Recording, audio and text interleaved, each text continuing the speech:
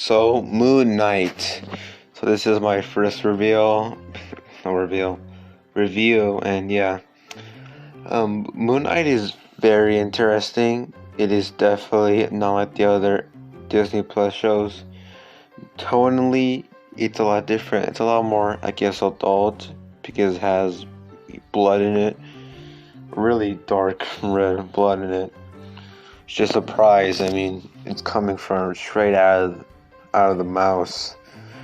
Yeah.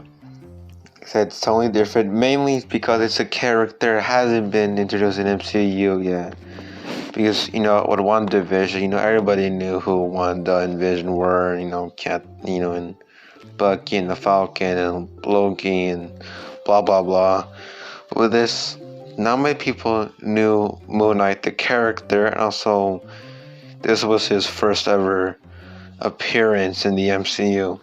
Now there isn't so far appearance of another character like there isn't like, I don't know, like a Doctor Strange cameo, which wouldn't make sense, There's no it's so far in this first episode, not really any cameos of any other Marvel characters. Well, they're probably, just not characters that were in the MCU that we've seen in the movies or others that hasn't appeared in the show. Just completely all new characters that or from the comics, but just characters I hadn't seen yet in live action. Now it is definitely very confusing, probably because I feel like they do a good job of the multiple personality thing, because we have the main man, Stephen Grant from the gift shop. I just love it. I forgot what his name is. I love it how he's just, the guy just doesn't say Steven or Steve or Stephen Grant. Nah, it's Stephen Grant from the gift shop. Kind of hilarious. Yeah, but I feel like they do a good job because we can clearly see that Stephen Grant isn't really aware of the other the other people in his head, or personalities. He isn't really aware of the other personalities, but they're aware of him. Because his confusion is basically us, because we don't know much about the other personalities. We don't know much about fucking Mark. The only things we do know about Mark is that he's not vegan, and he's mercenary, I think, or not someone else.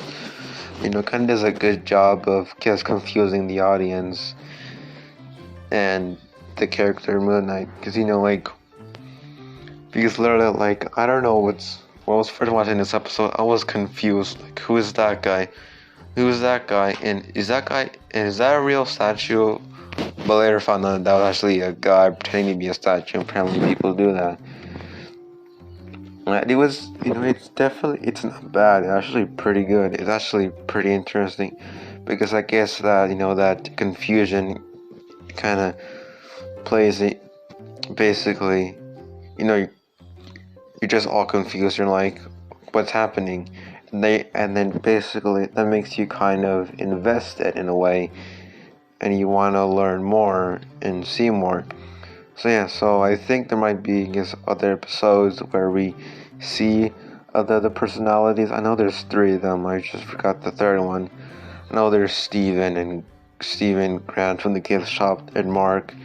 And you can clearly see that Mark has, I bet he is the military guy, the mercenary, because he has a pretty experienced fighter. And yeah, I found this episode enjoyable. At least I know what Moon Knight is. I'm not sure how he got of the other personalities. I don't know why there's these things inside of him. But it kind of plays on that. Hey, he doesn't know, and we don't know. So it kind of gets us invested on the story and the characters, and find out more about them. So overall, I'm definitely going to be watching this again, because I love Marvel and I watch everything Marvel. So yeah. And again, shout out to my boys, Kevin and other guy, Andrew. You said I didn't give you a shout out, but I did give you guys a shout out. And I used and Kevin, I did use, as you can see, I used the game you got me as gameplay. Yeah, that's all I wanted to say. Subscribe and, you know, if I have a fan base, then you know what to do. It's just shit. What am I doing?